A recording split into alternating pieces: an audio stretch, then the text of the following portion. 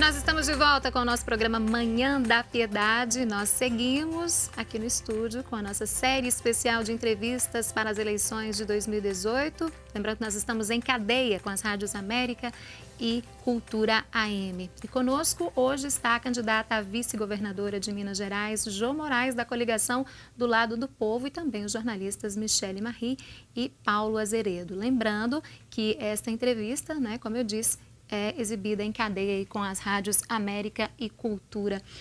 Jô Moraes, falando agora de ICMS. Os mineiros podem esperar alguma mudança nas regras do ICMS aí em um governo da senhora e do Fernando Pimentel? O primeiro desafio é como é que você tem um orçamento de 101 bilhões de gastos e tem uma coleta de 93 bilhões de gastos. O problema orçamentário tem duas marcas aqui em Minas. Primeiro, a acumulação de dívida, que vem desde a renegociação equivocada feita do governo Eduardo Azeredo com o Fernando Henrique. O problema da Lei Candir e um acúmulo de empréstimos que a década passada, de 10 anos, dos governos anteriores, deixaram. Nós estamos pagando 20 bilhões de recursos e de empréstimos desse período, inclusive da cidade administrativa. Nós temos que equilibrar. O governo Pimentel fez algumas medidas, que foi o regime especial para determinados setores, e um dos exemplos melhores é o setor calçadista de Nova Serrana. Nós tivemos também uma proposta de regulariza, que eram dívidas acumuladas, mas que numa negociação chegamos a receber 2 bilhões, o que significou um certo fôlego, mas nós temos que fazer uma pactuação com o governo federal. ICMS tem que ter o regime especial para determinados setores, mas é uma negociação nacional.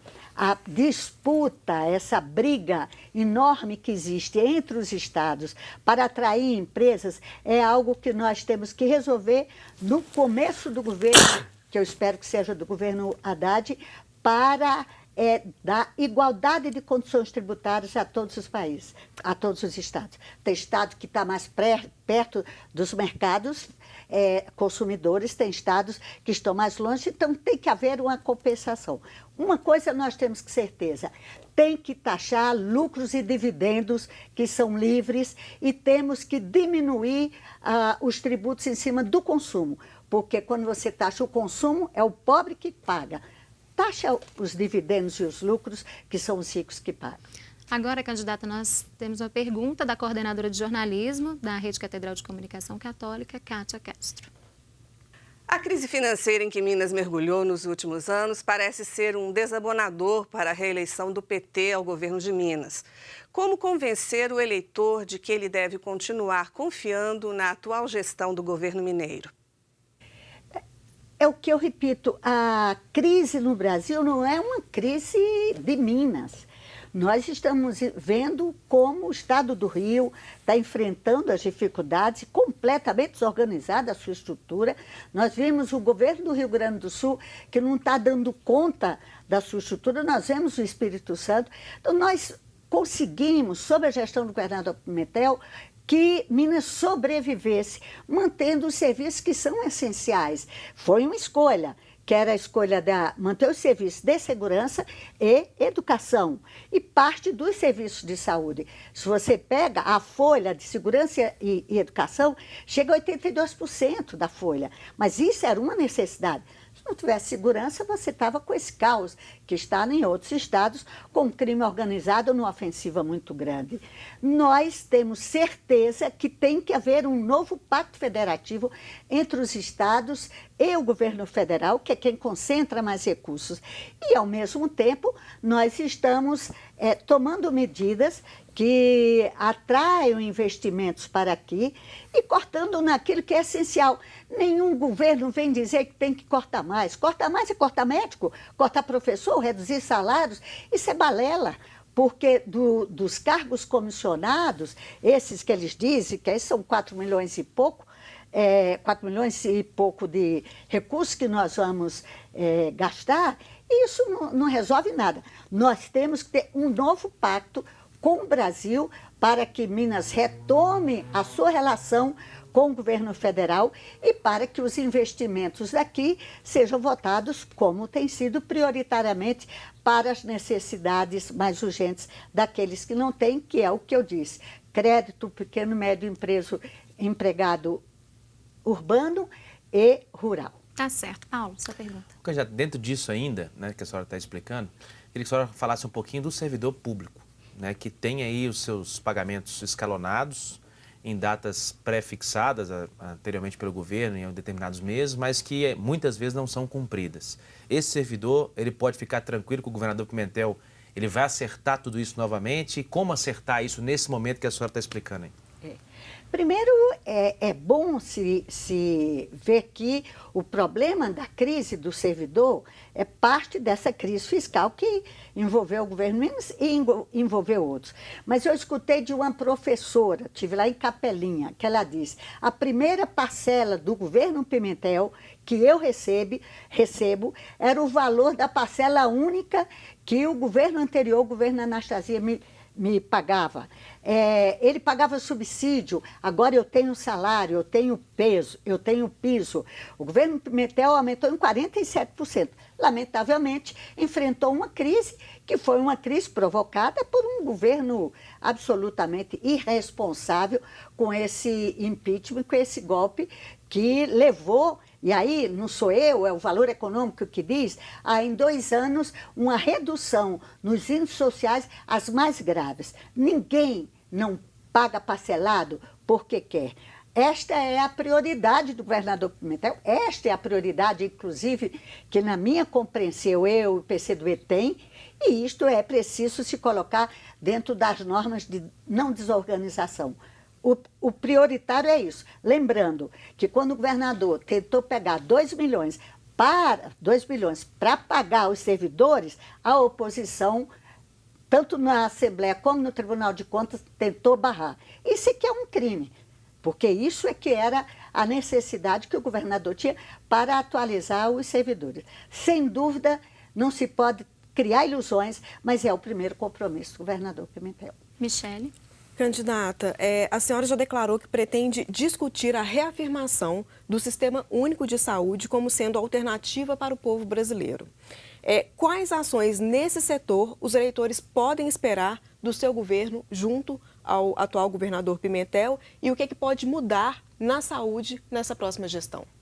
O Sistema Único de Saúde, ele é uma conquista de 2 décadas tão importante para a sociedade brasileira, que o que nós precisamos é aperfeiçoá-lo. Então, nós temos, primeiro, que assegurar a liberação dos recursos por parte do Ministério da Saúde, sem que eles desmontem o que já existe, porque a política de acesso à medicação e medicação continuada está sendo desmontada aqui.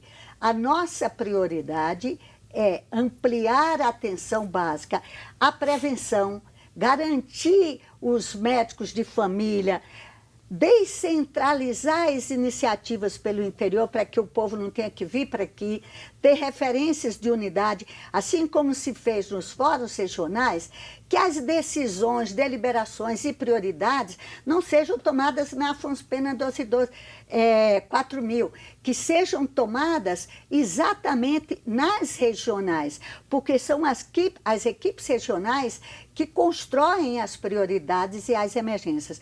Por isso que é reafirmar o Sistema Único de Saúde, reforçar a prevenção, reforçar as equipes de saúde da família e descentralizar a atenção regionalizada. O problema do atendimento especializado é um desafio que nós levaremos também a partir das referências descentralizadas. E por que não foi possível fazer isso até esse momento, nesse governo atual?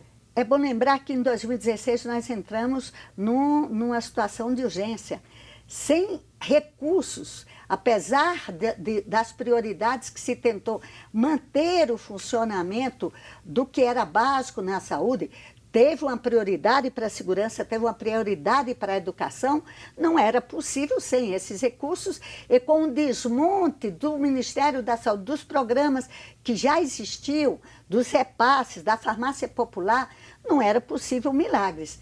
isto daí, o que é mais importante, e que o governo Pimentel já se colocou como sendo o compromisso dele, é essas duas comissões de servidores que estão analisando para e passo o que está ocorrendo, os recursos que entram, para partilhar com os servidores a responsabilidade de o recurso que tem, dividir as definições e as Candidata, prioridades. agora 1 minuto para suas considerações finais. A situação do país é grave, mas eu tenho confiança no futuro. Eu vim da resistência democrática, fui penalizada, presa, vivi 10 anos na clandestinidade, mas a coisa que eu mais peço aos jovens e às mulheres, acreditem que só na paz é possível arranjar emprego, arranjar educação, de que os nossos filhos não sejam vítimas de violência. O ódio não, a paz sim. Vamos escolher aqueles que defendem um projeto para o país com desenvolvimento, democracia e paz. Peço o seu voto para Pimentel e João Moraes. Candidata, muito obrigada, viu, por participar conosco aqui hoje no Manhã da Piedade, e sucesso aí nos trabalhos. Que bom, parabéns para vocês. Olha só, agradecemos então a candidata Jo, e lembrando que amanhã nós recebemos aqui no estúdio o candidato Alexandre Flack, do PCO. Você pode enviar, viu, perguntas para o candidato. O WhatsApp é 996428473, o número está aparecendo aí na sua tela. Fique à vontade, então, para enviar perguntas, viu? Você vai ficar agora com as imagens do canteiro de obras da Catedral Cristo Rei.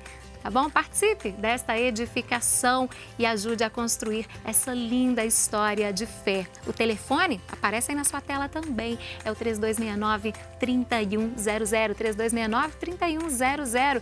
Muito obrigada pela sua companhia, viu? Por participar conosco e fazer essa manhã tão especial. Amanhã tem mais. Tchau, tchau. Até lá.